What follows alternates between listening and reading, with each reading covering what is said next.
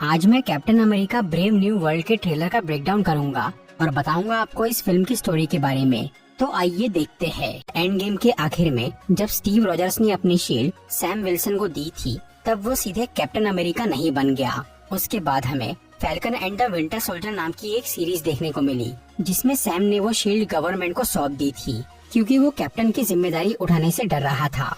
लेकिन फिर वो शील्ड जॉन वॉकर नाम के एक आदमी के पास चली गई, जिसने उसका गलत इस्तेमाल किया। तब सैम को ये एहसास हुआ कि उसने वो शील्ड देकर गलती की है, इसीलिए उसने वो जिम्मेदारी उठाने का फैसला किया, जिसमें वकांडा वालों ने उसकी मदद की और उसे वाइब्रेनियम से बना हुआ एक सूट दिया। तब सैम पूरी तरह से नया कैप्टन अमेरिका बना, जिसे कुछ लोग पसंद कर रहे हैं और कुछ लोग नापसंद। ट्रेलर में हमें दिख रहा है कि इस बार जनरल थैडियस रॉस यूएस के प्रेसिडेंट बन गए हैं और वो सैम पे कड़ी नजर रख रहे हैं।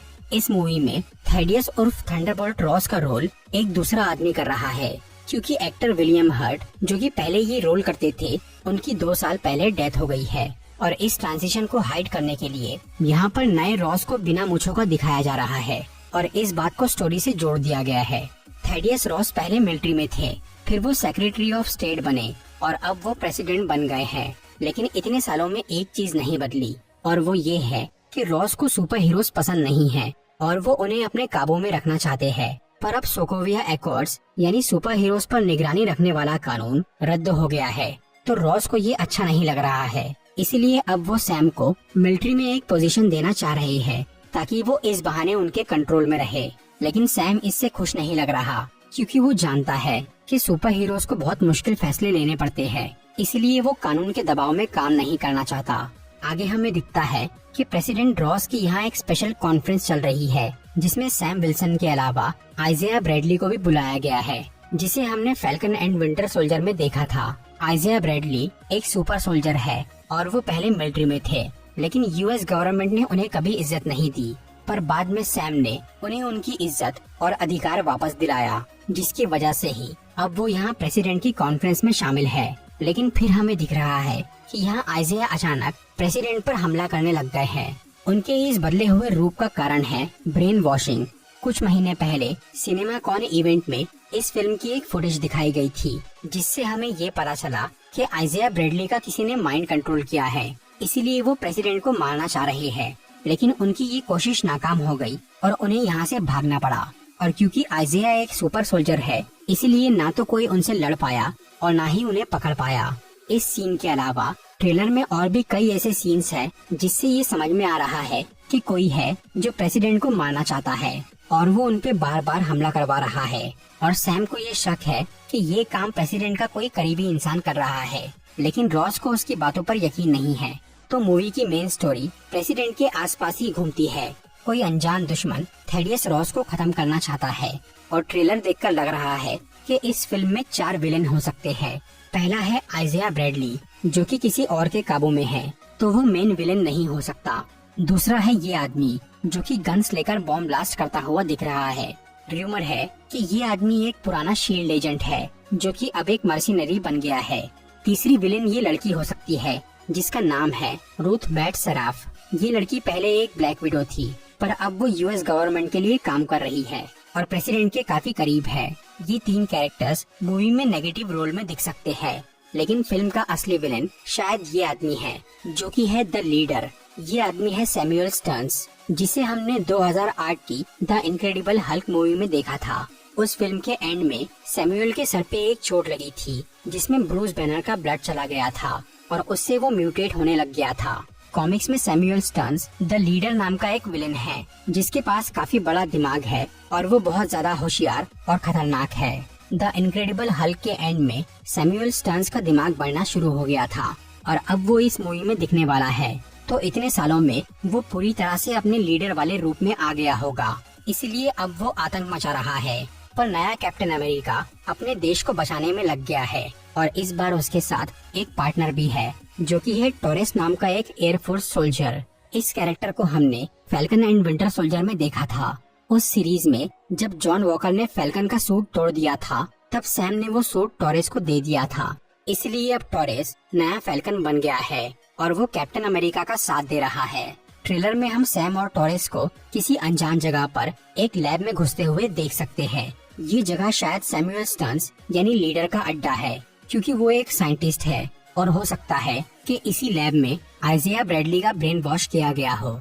इसीलिए सैम और टॉरेस उसकी इन्वेस्टिगेशन करने यहाँ आए हैं। पर तभी कुछ लोग यहाँ उन पे हमला कर देते हैं, जिनसे निपटने में सैम को काफी मुश्किल हो रही है, क्योंकि वो सुपर सोल्जर नहीं है और वो बनना भी नहीं चाहता। उसकी इस कमी को पूरा करने के लिए ही बकी ने वकांडा से उसके लिए वाइब्रेनियम का सूट बनवाया था, जो कि बहुत पावरफुल है। इस फिल्म में उसके विंग्स तो वही है, लेकिन उसके कपड़े चेंज हो गए हैं और वो काफी हद तक स्टीव रॉजर्स जैसे लग रहे हैं। ट्रेलर के एक सीन में सैम उन्हीं कपड़ों में दिखता है जो कि उसने फैल्कन एंड विंटर सोल्जर के एंड में पहने थे, और बाद में वो नए कपड़ों में नजर आता है जो कि ज्यादा अच्छे दिख रहे हैं। भले ही सैम सुपर सोल्जर नहीं है, पर वो एक मामले में पुराने कैप्टन अमेरिका से बेहतर है। सैम के पास एक एडवांस विंग सूट है जो कि न सिर्फ उड़ने और लड़ाई में उसकी मदद करता है, बल्कि इस सूट की वजह से ही उसके एक्शन सीन्स बहुत बढ़िया बन जाते हैं, जो कि स्टीव रॉजर्स की हैंड टू हैंड फाइट से बेहतर लगते हैं। और इस मूवी में तो हमें दो फ्लाइंग सुपर हीरोज दिखने वाले हैं। एक तो सैम विल्सन का कैप्टन अमेरिका और दूसरा टॉरेस का नया फैल्कन रूप। ट्रेलर के एंड में हमें सैम और टॉरेस साथ में उड़ते हुए दिखाई देते हैं, और यहाँ सैम ने अपने विंग से एक प्लेन को ही काट दिया, क्योंकि उसका सूट वाइब्रेनियम से बना है। इस ट्रेलर में हमें MCU की एक दूसरी मूवी का बड़ा कैरेक्टर नजर आता है, जो कि है सेलेस्टियल टियामट, जिसे हमने इटर्नल्स मूवी में देखा था। उस फिल्म के एंड में जब टियामट जमीन से बाहर निकल रहा था, तब सर्सी ने अपनी पावर से उसे पत्थर बना दिया था, जिससे वो मर गया था और धरती के अंदर ही फंसा रह गया था। बस उसका एक हाथ और सर धरती से बाहर थे। तब से लेकर आज तक हर कोई यही सवाल कर रहा है कि टियामट की बॉडी का हुआ क्या, तो उसका जवाब हमें इस फिल्म में मिलेगा। ट्रेलर के कुछ सीन्स में हमें इंडियन ओशन दिखाई देता है और यहाँ टियामट की बॉडी की झलक दिख रही है, जिसके आसपास एक फाइटर शिप है और वहाँ काफी सारी मिसाइल फायरिंग हो रही है। ट्रेलर के एंड में सैम भी टियामट के पास से उड़ता हुआ दिखता है। इस सब को देख के कुछ फैंस का ये मानना है कि इस मूवी में टियामट का बहुत इम्पोर्टेंट रोल है, क्योंकि हो सकता है कि उसकी बॉडी पत्थर की बजाय कोई कीमती मटेरियल से बनी है, जैसे कि वाइब्रेनियम या एडामेंटियम मेटल। शायद इसी वजह से मूवी में टियामट की बॉडी हथियाने के लिए कई लोगों में जंग छिड़ गई है, इसीलिए यहाँ ये फायरिंग हो रही है। ट्रेलर की सबसे लास्ट और सबसे इंटरेस्टिंग डिटेल की बात करें तो वो है रेड हल्क। इस फिल्म में हमें हल्क का एक अलग वर्जन दिखने वाला है, जिसका इंसानी रूप और कोई नहीं बल्कि थेडियस रॉस है। कॉमिक्स में रॉस रेड हल्क इसीलिए बना था क्योंकि वो असली हल्क को काबू करना चाहता था या मारना चाहता था। MCU में भी रॉस की हिस्ट्री कुछ ऐसी ही रही है, वो शुरू से ही हल्क के पीछे पड़े हैं। कॉमिक्स में थेडियस रॉस को रेड हल्क बनने में मदद की थी लीडर ने, जो कि इस फिल्म में भी दिखने वाला है। तो लगता है कि यहाँ भी लीडर ने ही रॉस को रेड हल्क बनाया है, और हो सकता है कि अब उन दोनों में दुश्मनी हो गई है। ट्रेलर में प्रेसिडेंट पे जो हमले होते हुए दिख रहे हैं, वो सब शायद लीडर ने ही करवाए हैं। वो रॉस को हल्क होने की वजह से मार तो नहीं सकता, इसलिए वो पब्लिक के सामने उसका असली रूप लाना चाह रहा होगा, ताकि वो प्रेसिडेंट की कुर्सी से हट जाए। और ये चाल शायद कामयाब हो गई है, क्योंकि ट्रेलर के लास्ट में जब हमें रेड हल्क दिखता है तो उसके आसपास ये चेरी ब्लॉसम के ट्री मौजूद है, जो कि यहाँ व्हाइट हाउस यानी प्रेसिडेंट के घर के आसपास भी है। मतलब यहाँ व्हाइट हाउस पे हमला होने से रॉस के अंदर का राक्षस बाहर आ गया, जो कि कैप्टन अमेरिका से लड़ रहा है। अब देखना ये है कि सैम इस लाल हल्क से कैसे निपट पाता है। तो दोस्तों, ये था एक ट्रेलर ब्रेकडाउन वीडियो और कैप्टन अमेरिका 4 मूवी के बारे में कुछ इन्फॉर्मेशन। अगर आपको ये वीडियो अच्छी लगी हो तो इसे लाइक और शेयर जरूर करिए।